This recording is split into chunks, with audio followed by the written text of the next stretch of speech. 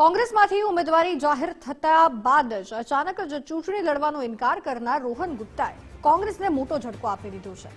પિતાની બીમારીનું કારણ આપીને અમદાવાદ બેઠક પરથી ચૂંટણી લડવાની ના પાડનારા રોહન ગુપ્તાએ કોંગ્રેસમાંથી રાજીનામું આપી દીધું છે।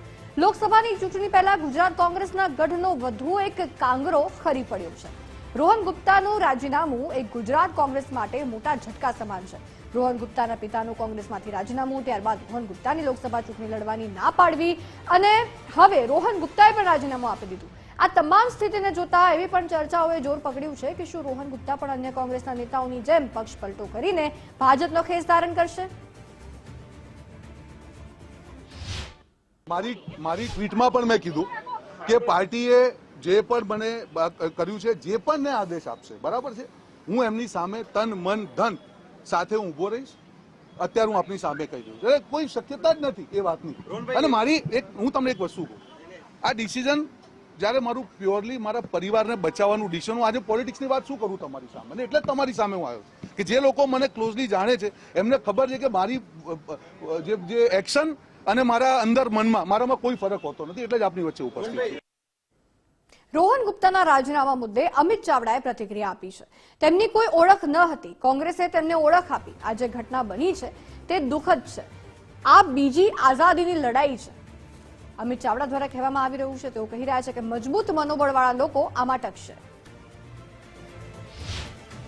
એને સોશિયલ મીડિયા ડિપાર્ટમેન્ટના ચેરમેન બનાવ્યા, એઆઈસીસીમાં પણ પ્રવક્તા સુધીની જવાબદારી સોંપી, ઓલ ઇન્ડિયામાં પણ જવાબદારી સોંપી, અને આજે જે એમણે નિર્ણય કર્યો એ દુઃખદ છે કે જે પાર્ટીએ તમને કોઈ ઓળખ નથી એમાંથી ઓળખ આપી, જે પાર્ટીએ તમને આટલું બધું માન સન્માન ને જવાબદારીઓ આપી, હોદ્દા આપ્યા, જે પાર્ટીએ તમારા પર વિશ્વાસ મૂકીને લોકસભાની ટિકિટ માટે તમારું નામ પણ પસંદ કર્યું, એવા પક્ષ સાથે સંઘર્ષના સમયે કોઈ પણ એવા વ્યાજબી કારણો વગર રાજીનામું આપી અને પીછેહટ કરવી, હું માનું છું કે આ બીજી આઝાદીની લડાઈમાં એવા જ લોકો ટકી શકવાના છે જે વિચારધારાને વરેલા છે, એવા જ લોકો ટકી શકવાના છે કે જેનામાં પોતાનું હિત નહીં પણ દેશનું હિત પહેલું છે। એ વિચારધારામાં માનવાવાળા લોકો જ આ બીજી આઝાદીમાં નવા અંગ્રેજો સામે ટકી શકવાના છે। એટલે કાચા પોચા લોકો કદાચ આમાંથી હટી જાય પણ મજબૂત મક્કમ વિચારધારા સાથે લડવાવાળા, સંઘર્ષ કરવાવાળા, સામી છાતીએ ગોળી ખાવાવાળા કોંગ્રેસમાં આજે પણ લાખો કાર્યકરો છે। રોહન ગુપ્તાના રાજીનામા મુદ્દે કોંગ્રેસની પ્રતિક્રિયા સામે આવી છે। રોહન ગુપ્તાને કોંગ્રેસે પદ અને પ્રતિષ્ઠા આપી। કોંગ્રેસ પક્ષ સાથે રોહન ગુપ્તાએ વિશ્વાસઘાત કર્યો।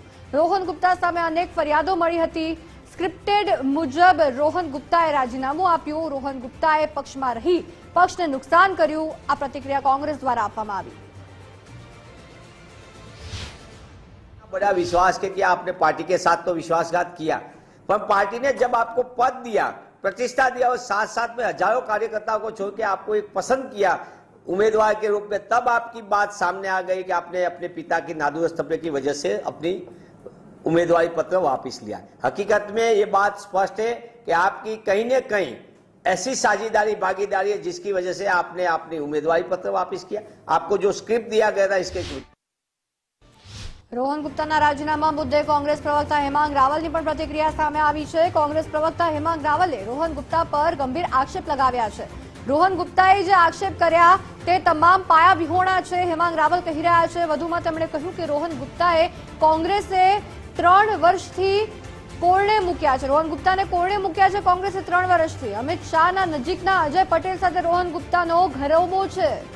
રોહન ગુપ્તાએ કોંગ્રેસનો ઉપયોગ કરીને પદ અને પ્રતિષ્ઠા મેળવી। રોહન ગુપ્તાના રાજીનામા પર કોંગ્રેસના કાર્યકરો ફટાકડા ફોડે તો નવાઈ નહીં।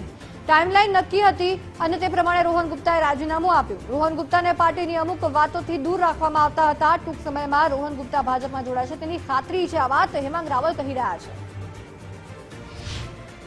અમારા માટે રોહન ગુપ્તાજી જે કંઈ પણ વાતો કરે છે એ વાતો અમારા માટે અપેક્ષિત હતી.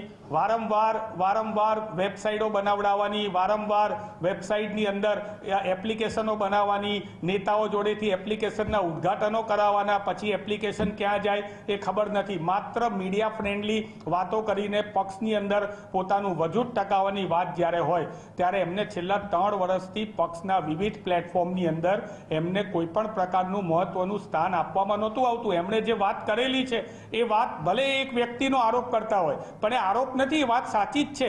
કારણ કે અમને એમના વફાદારી પ્રત્યેના ઘણા બધા આરોપો અમારી જોડે કાગળ સ્વરૂપે, પત્ર સ્વરૂપે, મીડિયાના માધ્યમથી અમને આવતા હતા. એટલે અમે એમને કટ ટુ સાઇઝ કરેલા જ હતા. અને હજી પણ તમારા માધ્યમથી કહું છું કે હવે ટૂંક સમયની અંદર તેઓ ભારતીય જનતા પાર્ટીમાં જોડાશે. ભારતીય જનતા પાર્ટીમાં જઈને પણ આ જ બધી પદ્ધતિ અખત્યાર કરશે એમની અમને ખાતરી છે.